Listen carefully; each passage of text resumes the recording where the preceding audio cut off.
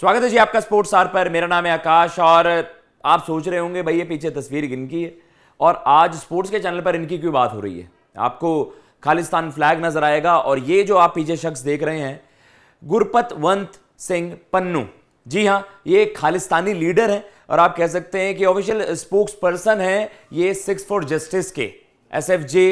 आप कह सकते हैं कि इनका जो काम है होम मिनिस्ट्री ने तो इनको एज अ टेररिस्ट डेजिग्नेट कर ही रखा है, लेकिन इनका क्या काम है, ये बस थ्रेटन करते हैं। और आप कह सकते हैं इनकी जो नई साजिश है या इनका जो नया टारगेट है वो है जी Ranchi test. India versus England Ranchi test खेला जाएगा 23rd ऑफ फेब से मुकाबला खेला जाएगा। तो उस मुकाबले को थ्रेटन करने की धमकी दी गई है इनकी तरफ से। गुरपतवंत सिंह पन्नू ये इनका नाम है और कहीं ना कहीं इन्होंने पहले भी, अगर आप देखोगे, US बेस्ड, कनाडा बेस्ड आप कह सकते हैं, अपने आप को मानते हैं, US एंड कनाडा बेस्ड इंसान अपने आप को मानते हैं और ये हिंदूज के अगेंस्ट आप कह सकते हैं प्रो खालिस्तानी तो हैं, लेकिन हिंदूज से, इंडियन से बहुत ज्यादा सख्त नफरत करते हैं। बट एक और चीज है, ये इनको लगता है कि भाई किन्हीं को जोड़कर मैं आतंक फैलाऊं, इस तरीके की चीजें इनकी तरफ से पहले भी देखी गई हैं। तो इस बार इन्होंने क्या कोशिश की गई है इनकी तरफ से, इन्होंने थ्रेटन करा है कि भाई रांची टेस्ट नहीं होने देंगे हम। और इन्होंने आप कह सकते हैं अपील की है, अर्ज किया है झारखंड में जो CPI के माओवादी हैं, उन्होंने उनसे अर्ज किया है कि भाई आप इस मुकाबले में खलल डालिए, इस मैच को मत होने दीजिए।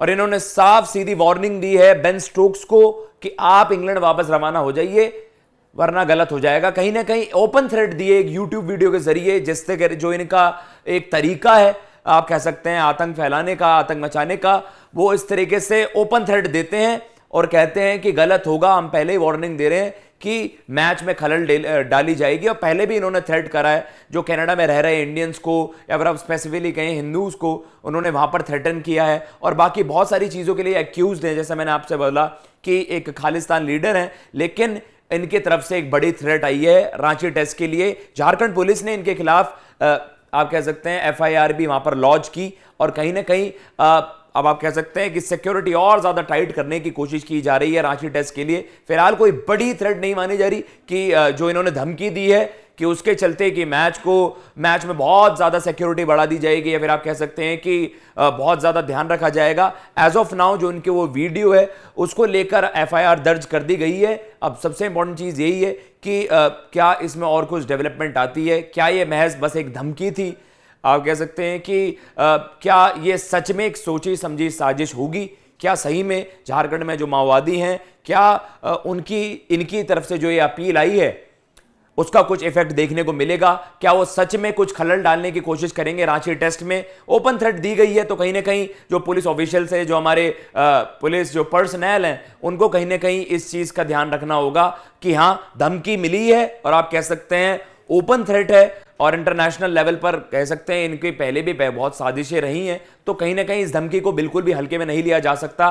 तो ये एक इन्फ्लुएंस देखने को मिला है जिससे कि सनसनी मच गई है और अब यह देखना होगा कि झारखंड पुलिस कितनी इस चीज के लिए तैयार रहती है और किस तरीके से इन सारी चीजों को अवॉइड कर पाती है और स्मूथली रांची टेस्ट हो पाता है कि नहीं। वरना इन्होंने तो साफ सीधी धमकी दे दी है कि भाई हम रांची टेस्ट में खलल डालेंगे।